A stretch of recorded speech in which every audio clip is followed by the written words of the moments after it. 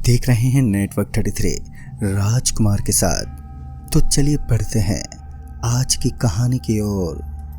दोस्तों, मेरा नाम अंकुश है और मैं दिल्ली का निवासी हूँ।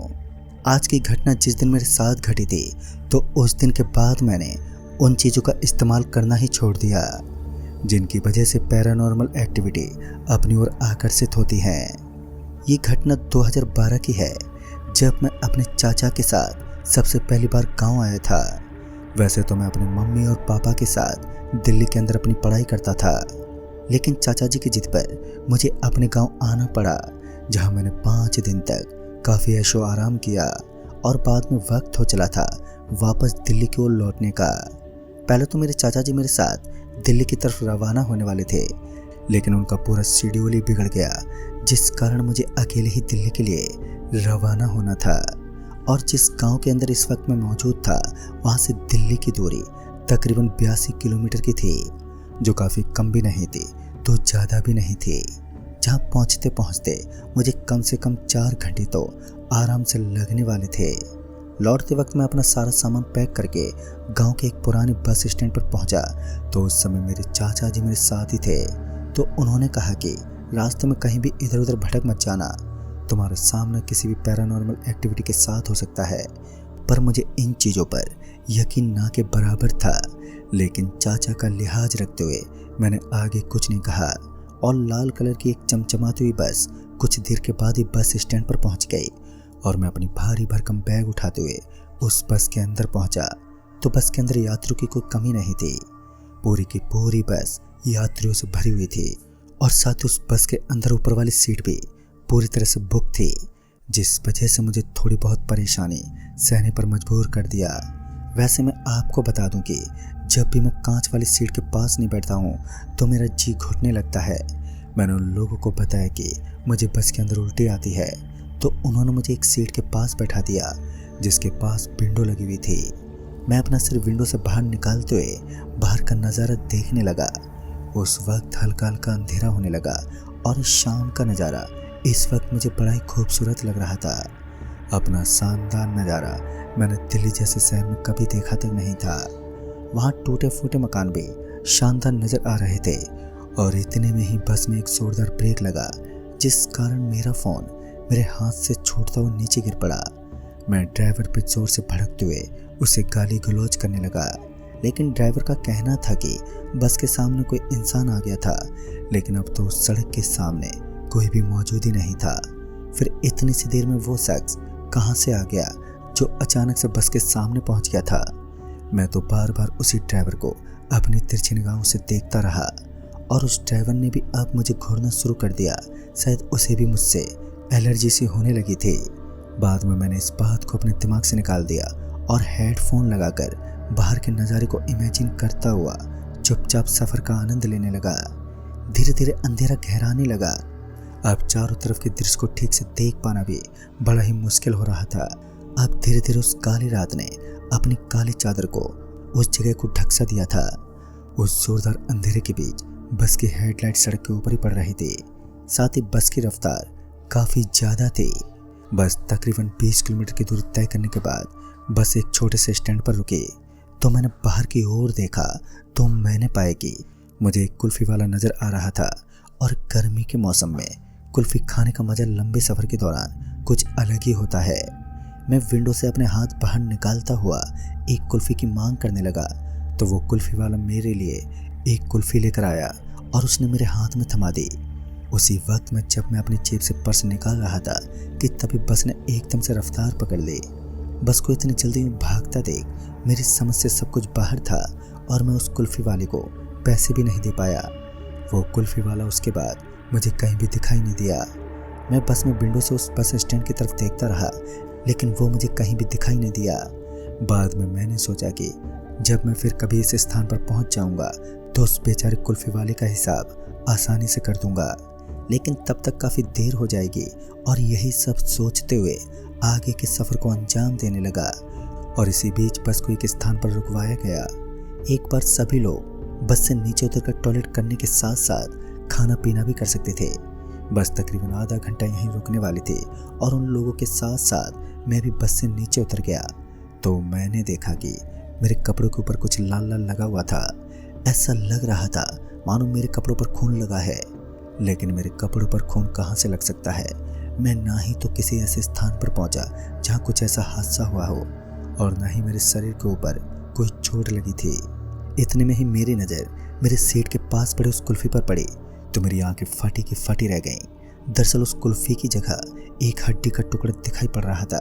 दरअसल कुल्फी खाने के बाद जो लकड़ी का छोटा सा डंडा बचता है वो एक हड्डी का टुकड़ा बन गया। उस वक्त मेरा दिमाग हिल गया था।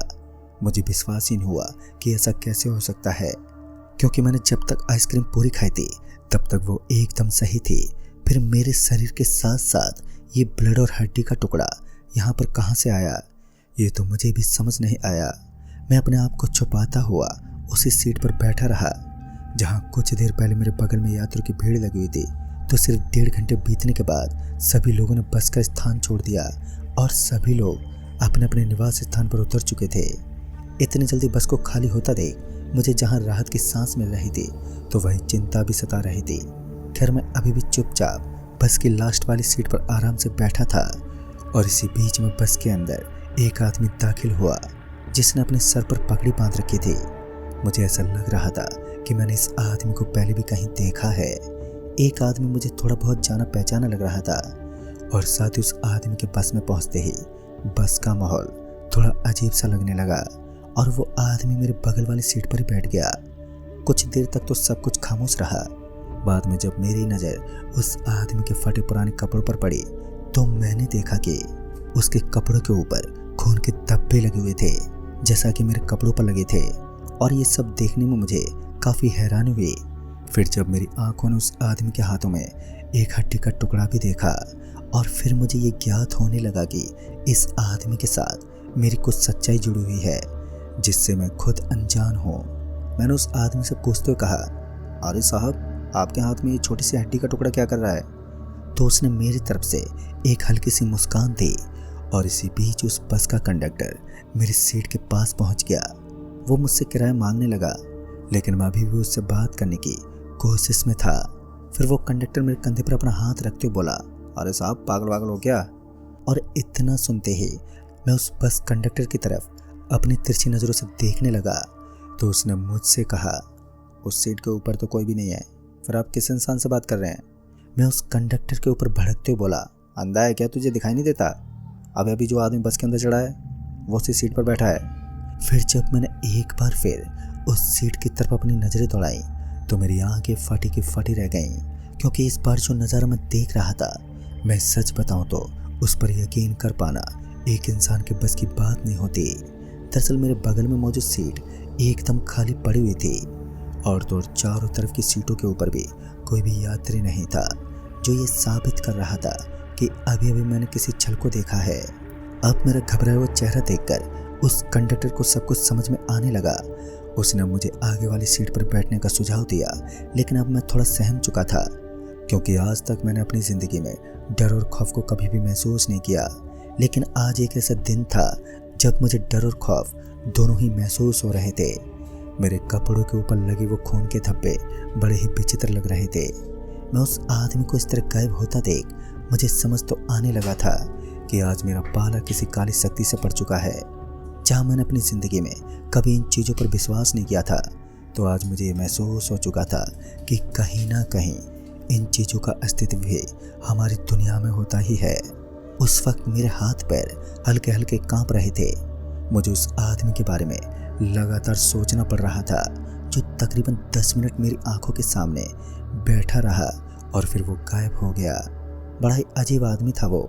फिर मेरे पीछे से एक आवाज़ आई, अरे भाई साहब, आपने अभी तक उस आइसक्रीम के पैसे नहीं दिए? और ये हल्की सी आवाज़ डर से भरी हुई थी, और इस आवाज़ के स्रोत को देखने के लिए जब मैं हल्का सा पीछे मुड़ा तो मैंने देखा कि मेरे पीछे वही आदमी बैठा था, और उसने इस बार अपने चेहरे को एक काले कंबल से ढक रखा था।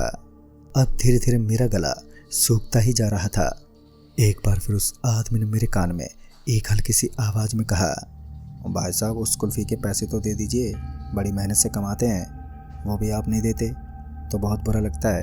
तभी मैंने अपनी जेब से 10 रुपये का एक नोट निकाला और पीछे की तरफ उसके हाथ में थमा दिया। लेकिन जैसे मैंने उस 10 का नोट उस आदमी के हाथ में थमाया तो वो एकदम से जलने लगा और जिस कारण मेरे मुंह से एक हल्की सी चीख निकल गई। बस में बैठे कुछ यात्री लोग मेरी तरफ देखने लगे और मैं अपनी गर्दन को नीचे झुकाकर बैठ गया और इतने में ही वो बस का कंडक्टर मेरी बगल वाली सीट पर बैठ गया, जो मुझे काफ़ी अच्छा लगा। शायद बस कंडक्टर को समझ आ चुका था कि आज मेरे साथ कुछ अजीब हो रहा है। बस का कंडक्टर मुझे आरामदायक आवाज़ में पूछते बोला, अरे भाई साहब क्या हुआ आपको, आप इतने घबराए क्यों हो? तो मैंने उन्हें बताया कि मुझे एक अजीब सा आदमी दिखाई दे रहा है जो दिखने में बड़ा ही डरावना है और उसकी करतूत किसी जानवर जैसी लग रही है।